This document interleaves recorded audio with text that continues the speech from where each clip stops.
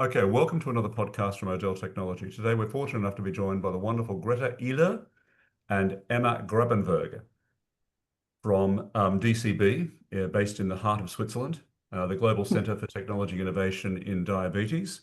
Welcome, ladies. Welcome, Emma. Welcome, Greta. Thank you so much, Stephen, and thank you for the invitation. Okay, lovely to see you. Emma, was wondering if you wouldn't mind telling the audience a little bit about yourself, please. Of course. My name is Emma, and as you mentioned already, I work for the Diabetes Center in Bern. I've been with the team for about 2 years now, and my background is in business and in international marketing and sales. And I've been in the medtech space and industry for about 13 years now. I have supported smaller companies and bigger corporates. Started my journey in the wound care industry, then traveled a little bit through cochlear implants, went into some blood diagnostics, and then ended up in Bern at the Diabetes Center. And I'm working as an innovation manager. Very exciting role, very great team. And yeah, looking forward to tell you more about it during the podcast today. Fabulous. What a wonderful career. Greta, what about yourself? Yes, so I think my journey kind of started probably 20 years ago when I got diagnosed with type 1 diabetes, which I think is the original reason why I do now work with diabetes technology. So very personal background, I'd say. And I've actually worked in diabetes tech all my professional life. I was with Novo Nordisk before, and then I moved from Copenhagen to Bern, and I've been with the DCB team for about 4 years. I'm doing business development. I do scouting for startups, consulting startups, and I'm also part of the Diabetes Venture Fund, which is a Zurich-based fund dedicated to diabetes technology. Fabulous. Another incredible career. All right, wonderful. Well, lovely to meet you both, and thank you very much for joining us today. I guess we'll go back to Emma. Sure. Can we start with your current leadership of DCB Innovation Challenge? What is the challenge in leadership right now, and what do you hope to leave as a footprint? The very famous DCB Open Innovation Challenge is a program that started in 2021. So back in the days where Greta was also joining the DCB team, started as a very small initiative to kind of break silos and to unite all the researchers, innovators, people with diabetes, anyone who has any idea how to change the future of diabetes management, to join together and yeah, find the best out solution there. And now, 5 years later, this has grown into a global initiative. We have over 350 startups by now that have went through either through the challenge or who have knocked on the DCB doors. We have startups from over 40 countries worldwide, which is an incredible achievement, I think. And what we do with this is we simply want to see better solutions out there. We want to support those solutions to get onto the market as quickly as possible. And we host this challenge once a year where we award the best startup with 100,000 US dollars. And we give them an opportunity also to work with the DCB team in the form of in-kind hours. So that's in a nutshell. Of course, it's a lot bigger than we put it here in a couple of minutes. Can you tell me, it's a Swiss foundation, so it's a Swiss registered foundation, is that correct? Correct. So Diabetes Center Bern is a private, independent, and non-for-profit organization. We were founded in 2017 by Willy Michel with a simple goal to make life for people living with diabetes easier.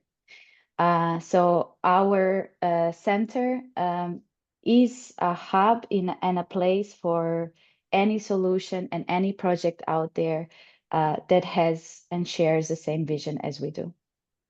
Okay, all right. Thank you very much for that. It's an interesting. I think the center is extremely interesting.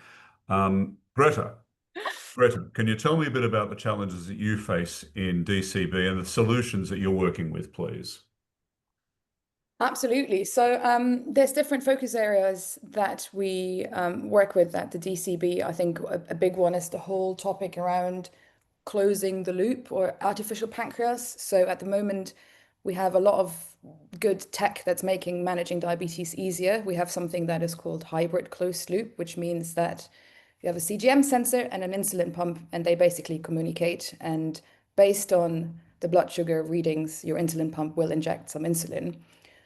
And what we sometimes, I think, forget talking about this is that the people with diabetes, the patients, still have a lot of work to do, especially when it comes to managing meals. And that is something that we're hoping to close in the future, having something that basically acts as an artificial pancreas, where the person living with diabetes has to do as little as possible to manage their condition.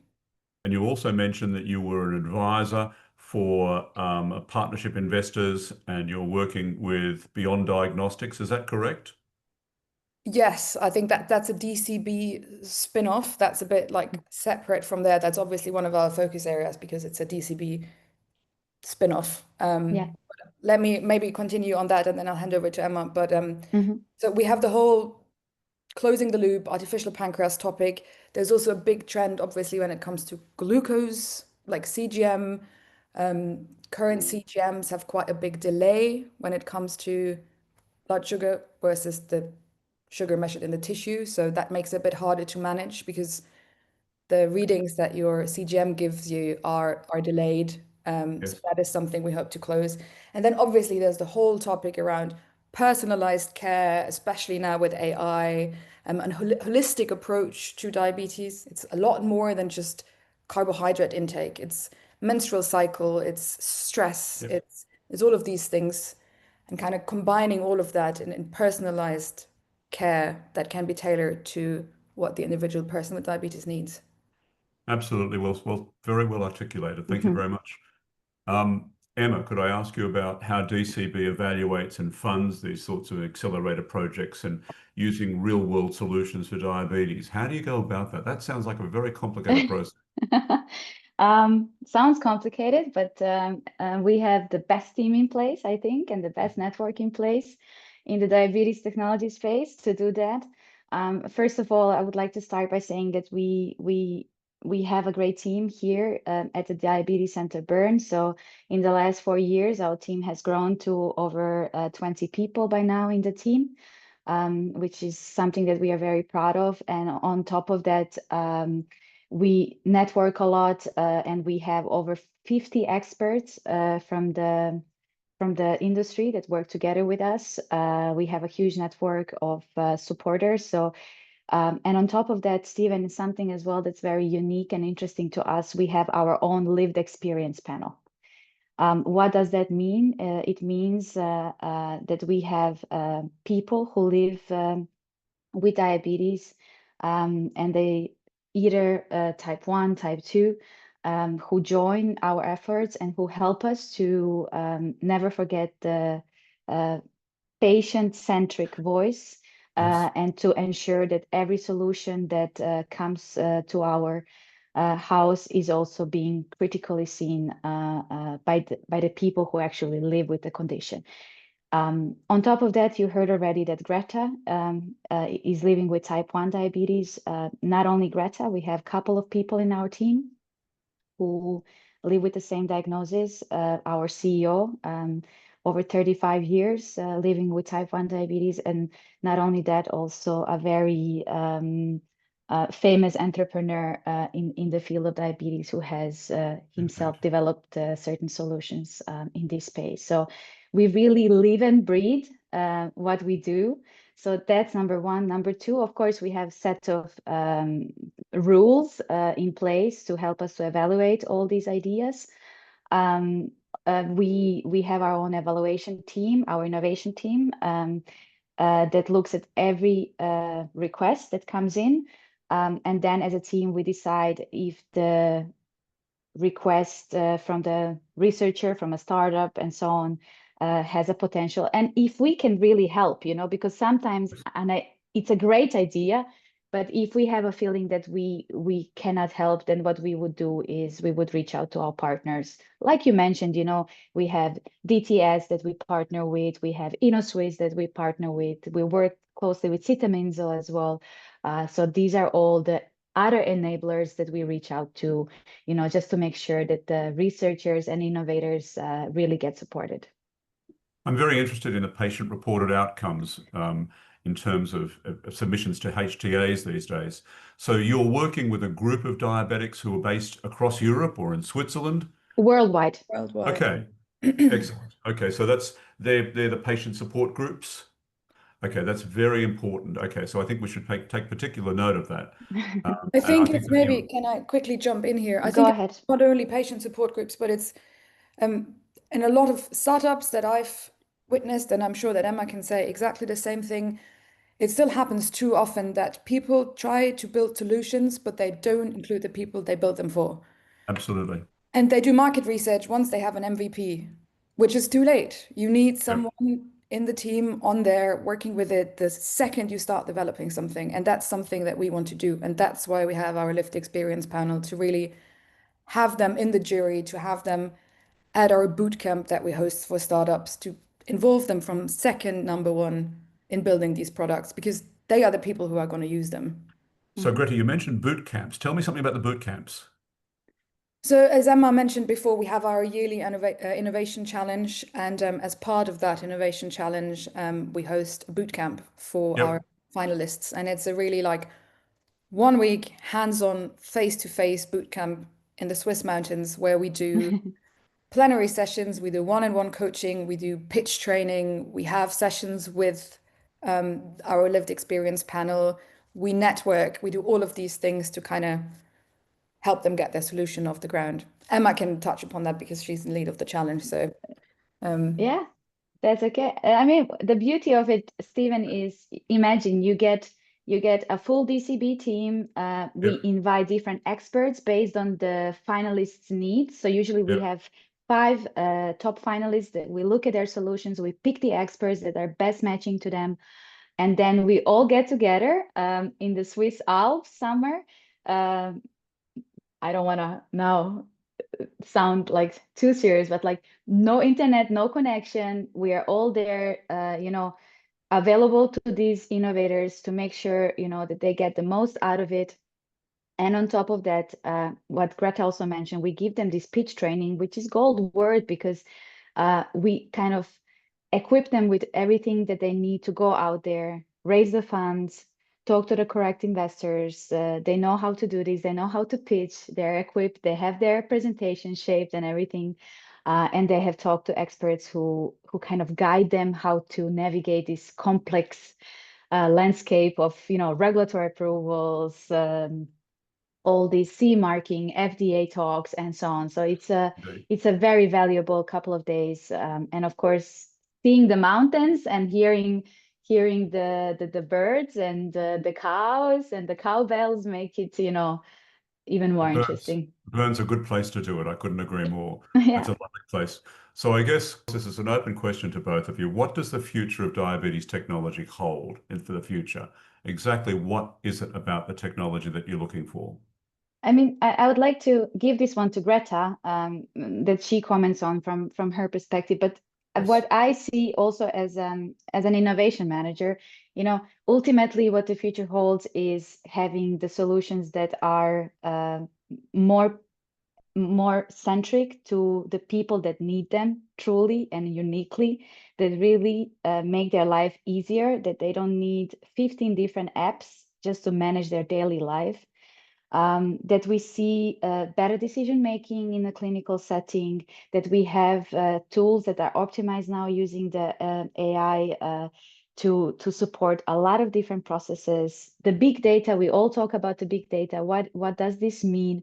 How can we have more connected care? How can we have quicker care? How can we have better care also in the regions that are not Switzerland, because we talk about Switzerland here. It's a perfect example of how healthcare works and how available technology is. But what about the countries where this is not the case? And something that is important to me as well is seeing a bit more solutions out there from research. So real translational projects that are coming from years of research, and now they're there to be touched and there to be used. So I think this is kind of from the innovation perspective, what I'm at least excited about.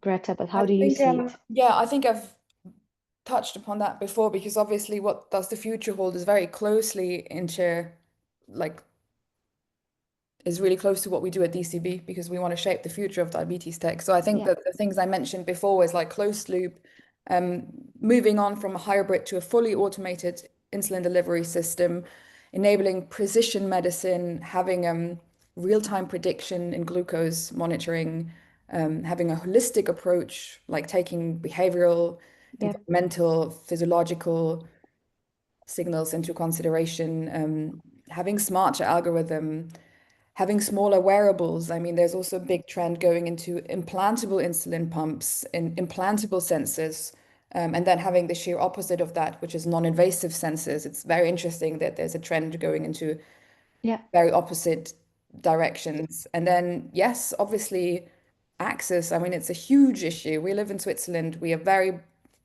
privileged when it comes to access to tech. Tech is still very expensive, which is a bit of Yeah. a vicious circle because it makes it less accessible. I know a lot of people that are working on that. So I think the whole package from glucose monitoring to insulin delivery to data, and then having all of that kind of running in a triangle to make it personalized and easier, and ultimately make life easier with diabetes.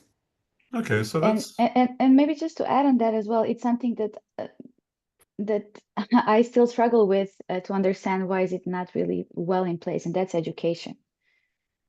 So we know so much by now about diabetes and about diabetes technology, but now in the future, it's time to get better predictions and better educational tools for those people who are just diagnosed, or for the families, or for the clinicians, doesn't matter for whom. But just a very brief example is, what happens to my blood glucose if I eat this right now? Is there an app that can predict, is it going to spike or not, or how much? How much insulin have I used in the past when I ate exactly the same thing? Can I get a bit more guidance around this? We know so much by now, but it's so hard sometimes to put this in the tools that can really support. And I also hope that in the future we get to see more tools like that that really, really kind of optimize naturally everyday life and the decisions that are needed to just go naturally about your day without thinking too much. great. Thank you, Emma. You both mentioned the psychological aspect of diabetes, and I think you might have some experience in this. Can you tell me a little bit about the psychology of diabetes, type 1 and type 2, that you find that is a big challenge right now? Yeah, I mean, so on the one hand, obviously having a chronic condition that needs decisions 24/7, that will take its toll on your mental health. I mean, there's a Yes. huge overlap between diabetes and depression, diabetes and anxiety. There is something called diabetes burnout for a reason, because it is Yes. non-stop. I always, when I talk to people, I usually say that diabetes is a full-time job, except for the fact that you don't get weekends and holidays, and also nobody pays you to do it. So that's really ultimately what it is. And I think there's a reason why there's all these studies showing a huge effect of like diabetes on mental health. And then the other way around, mental health having an effect on your blood sugar levels, because if you're stressed and you don't sleep, all of these things that will have an impact on your blood sugar levels and on insulin sensitivity and all of these things. So it's always like a big, big circle. And I think I get why it's hard to take this into account at the moment, or consideration into these algorithms, because it's so individual. But ultimately, the trend should go there. And that's not only to mental health, that's also, I think, what I've mentioned before in like menstrual cycle has been Yes. ignored for decades, even though it considers half of the population. So hormonal changes. All of these things should be taken into consideration for these algorithms and the tech that we build for the future. I couldn't agree more. I think particularly for menopause is something that's very interesting in diabetes and is understated. Yes. So I want to ask you both about your partnerships with groups like DTS and STEM Incel and those sorts of people. Can you tell me about how these partnerships work with these large organizations and these teams and how it benefits what your organization is trying to achieve? We strongly believe, Stephen, that innovation doesn't happen in a vacuum. And Okay. as as great as the work that we do is, we need to connect to the other institutions out there to make a bigger impact. I believe that partnerships, for example, with Diabetes Technology Society, particularly with Professor Dr. David Klonoff, are very, very valuable for us because they help us also get this global footprint out there.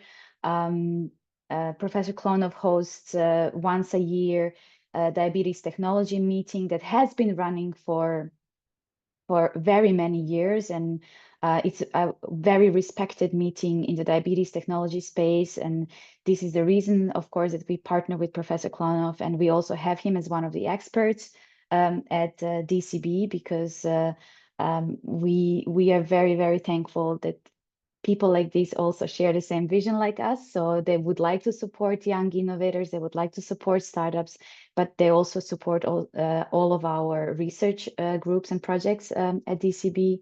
And then we have, as we are located in the CITEM Insel, we are also working very closely with CITEM Insel. This is a great example of translational medicine initiatives, as I already mentioned. So we are very proud of that. And we work also very closely with InnoSwiss.